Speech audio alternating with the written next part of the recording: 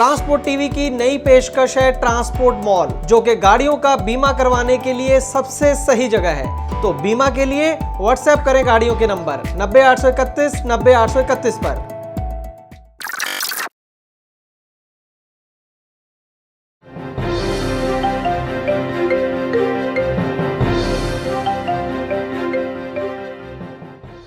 Transport TV पर आपका स्वागत है। मैं हूं मनिंदर सिंह और आप देख रहे हैं ग्राउंड रिपोर्ट।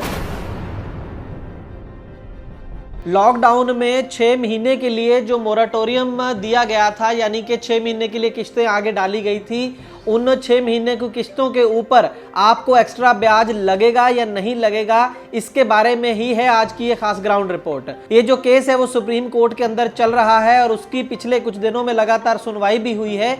तो क्या निकल कर आया है सुनवाई में, वो आपको आज की इस ग्राउंड रिपोर्ट में बताएंगे। लेकिन उससे पहले सुप्रीम कोर्ट के अंदर ही 2 और केसों की सुनवाई हुई है, पहले उसके बारे में आपको बता दें। पहला केस तो था टेलीकॉम कंपनियों का, जिसके अंदर एयरटेल और जियो की तरफ 40,000 करोड़ रुपए बकाया था। इन्होंने अन्य कंपनियों की स्पेक्ट्रम यूज कर ली थी।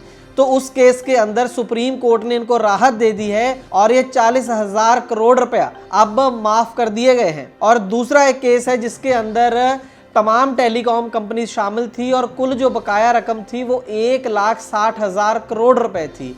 इसे AGR बोला जाता है। AGR के तहत ये पेमेंट लेनी थी, लेकिन उसमें भी राहत दे दी गई है सुप्रीम कोर्ट के द्वारा। और ये कहा गया है कि अगली 31 मार्च 2021 तक कुल जो बकाया रकम है उसका 10% जमा करवा सकती हैं टेलीकॉम कंपनियां, और बाकी की जो रकम है वो किस्तों में अगले 10 साल में यानी कि 2031 तक जमा करवा सकती हैं। तो बड़ी राहत टेलीकॉम कंपनियों के लिए। और अब बात कर लेते हैं आपकी। जैसे कि मैंने बताया कि लगातार 3-4 दिन सुनवाई सुप्रीम कोर्ट के अंदर हुई है और तरह तरह की खबरें आपने अखबारों में पढ़ी होंगी, लेकिन जो निचोड़ है इन सब का वो हम आपको बताने जा रहे हैं। असल में कई चीज़ें जब वहाँ बहस होती है तो अलग अलग वकीलों के द्वारा बोली जाती हैं। एक तो वहाँ पर IBA है, इंडियन बैंकिंग एसोसिएशन, जो उनके वकील के द्वारा कुछ चीज़ें बोली जाती हैं। उसके अलावा भारत सरकार की तरफ से solicitor general of India Tushar Mehta वहाँ पर अपना पक्ष रख रहे हैं, और जो जजेस हैं, माननीय जज हैं, वो भी अपनी टिप्पणियां करते हैं। तो वो जो वर्बल डिस्कशन होती है वो एक अलग चीज़ है, वो अक्सर सुर्खियां बन जाती हैं अखबारों की और काफ़ी कन्फ्यूजन भी उससे पैदा हो जाता है आम लोगों के अंदर। लेकिन असली जो चीज़ होती है, जो अल्टीमेटली माननीय होती है, वो होती है जो रिटन जजमेंट है। जो जजमेंट में लिख कर आता है असल में वही लागू होना होता है, बाकी सिर्फ एक बातचीत का हिस्सा होता है या बहस का हिस्सा होता है। तो 3 सितंबर 2020 को जो एक रिटन ऑर्डर आया है माननीय सुप्रीम कोर्ट की तरफ से, उसके अंदर एक राहत है आपके लिए। वो राहत क्या है?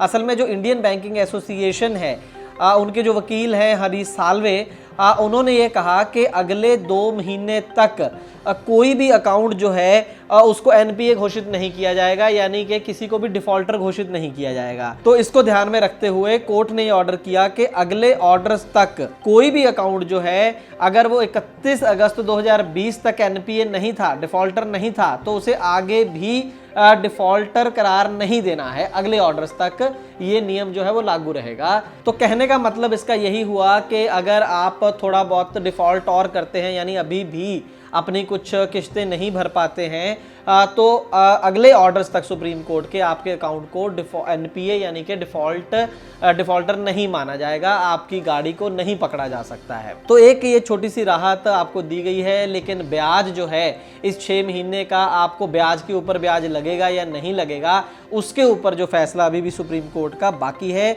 10 सितंबर को इस केस की सुनवाई दोबारा होनी है। अब आपको बता देते हैं कि जो वहां पर बहस हुई उसमें जो मुख्य पॉइंट्स थे वो ये थे कि एक तो जो भारत सरकार के सॉलिसिटर जनरल ऑफ इंडिया हैं तुषार मेहता, जो सरकार का पक्ष कोर्ट के अंदर रख रहे हैं, वो बार बार यही बात कह रहे हैं। इस बार भी उन्होंने यही कहा कि मोरेटोरियम इसलिए दिया गया था कि थोड़ा बर्डन कम करने के लिए, कि अभी अगर किस्तें नहीं भर सकते हैं तो थोड़ा बाद में भर दीजिएगा, लेकिन इसका मतलब हरगिज ये नहीं था कि आपको ब्याज जो है वो माफ़ कर दिया गया है।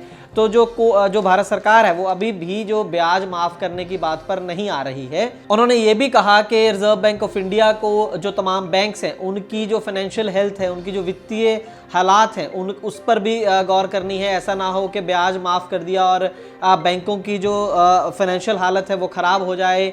तो यही पहले भी रटाया चीज़ पहले भी बोली गई है भारत सरकार के द्वारा। लेकिन एक नई चीज़ ये बोली गई है कि बहुत जल्द हम सेक्टर स्पेसिफिक गाइडलाइंस लेके आ रहे हैं। कहने का मतलब ये है कि अगर कोई राहत देनी भी है ब्याज में तो वो सेक्टर वाइज होगी, यानी कि हर किसी सेक्टर को, मान लीजिए एग्रीकल्चर है, इंडस्ट्री है, ट्रांसपोर्ट है, सभी को एक जैसी राहत नहीं दी जा सकती। सबके लिए अलग अलग गाइडलाइंस जल्द ही जो सरकार है वो जारी करने वाली है। तो देखना होगा आने वाले दिनों में कि क्या राहत देती है सरकार या आरबीआई।